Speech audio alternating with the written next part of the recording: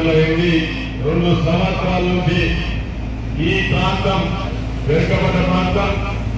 ఇది మరి bus stand మేము కట్టుకున్నామని చెప్పి మా అంతా కూడా మండలాధ్యక్షుడు వస్తున్నానని చెప్పిడు.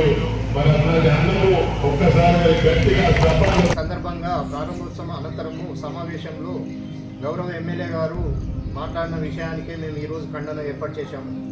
ఎల్లారెడ్డిలో అభివృద్ధి పనులను దూసుకుపోతున్నామని చెప్తా ఉన్నారు. మరి ఇతర కాన్స్టిట్యున్సీలో పోల్చుకుంటే ఎల్లారెడ్డి అభివృద్ధిలో ఎక్కువ దూసుకుపోతున్నట్టు వాళ్ళు సోషల్ మీడియాలో ప్రచారం చేస్తూ ఉన్నారు. 2023 2 నెలల ఈ అభివృద్ధి కార్యక్రమం చేసే పనులు మేము తీసుకొచ్చిన అభివృద్ధి పనులను మేమే తీసుకొచ్చాం. ముఖ్యమంత్రితో స్వయంగా మాట్లాడి మేము నిధులు తీసుకొచ్చామని చెప్పి గౌరవ ఎమ్మెల్యే గారు అన్నారు.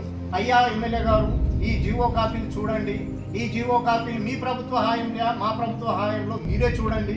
లేదు మేము ఇప్పుడు మేము చేసే ఆరోపణలు తప్పైతే మీ దగ్గర ఈ జీవో కాపీలు ఉంటే మీరు పెట్టండి. ఆసుపత్రిదే కావచ్చు, బస్ స్టాండ్దే కావచ్చు, చిల్డ్రన్ పార్క్దే కావచ్చు, ఏదైనా ఇప్పటి వరకు మీరు ఏదైతే అభివృద్ధి పనులు చేశారో ఆ అభివృద్ధి పనులకు చేసినటువంటి జీవో ఏదైనా మీ కాంగ్రెస్ ప్రభుత్వంలో ఉన్న శాంక్షన్ అయినా ఉంటే మీరు పెట్టండి. ఖచ్చితంగా మేము కూడా దాన్ని స్వాగతిస్తాం.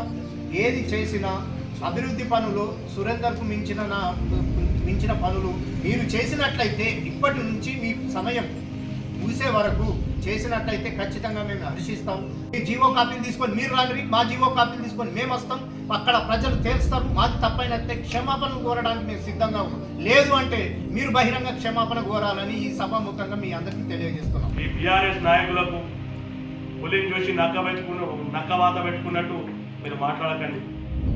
ఇప్పుడు తెలంగాణ రాష్ట్రంలో వాళ్ళ పెద్ద నాయకులు ఏదో మాట్లాడారని చెప్పేసి మేమేదో చేద్దామని చెప్పేసి మీరు ఎల్లారెడ్డి అభివృద్ధిని మీరు ఆపలేరు. ఎందుకంటే మీరు ఆపుదామన్నా ఆగే మనిషి కాదు మదన్ మోహన్ అన్న.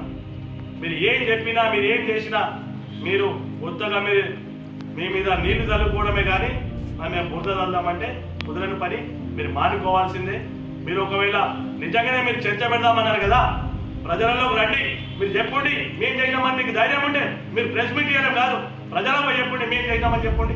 మరి ఆ దమ్ము ధైర్యం లేదు మీరు. మరి ఎందుకు మరి ఇట్లా ఉత్తగానే ప్రెస్ మీట్ ఇచ్చి మేము నాయకులు ఉన్నామని చూపించుకోవడం ఎందుకు? మరి ప్రజలలో పోయి చెప్పండి ఈ బస్ స్టాండ్ మేము చేసినామని ఒకటి ఫ్లెక్సీ ఏర్పాటు చేయండి. మేము అంటే చూస్తాం. మీరు అందరూ కూడా దయచేసి పనిచేసే నాయకుడిని మెచ్చుకొని ఉండాలే కానీ మీరు పనిచేసే నాయకుని పని చేయకుండా మీరు ఏదో బుద్ధయాలని చూస్తే ఖబర్దార్. టైం ఏంటి? మీకు 10 సంవత్సరాలు టైం ఇచ్చినాం. 10 సంవత్సరాలు మీరు ఏం చేయలేదు. మేము చేసి చూపిస్తున్నాం, చూడండి. మేము చేయకపోతే ప్రజలే మాకు చెప్తారు. మీరు చేసి ఉంటే ప్రజలు మేము ఈ రోజు మీకు ఇంటికాడ కూర్చోబెట్టేటోళ్ళు కాదు.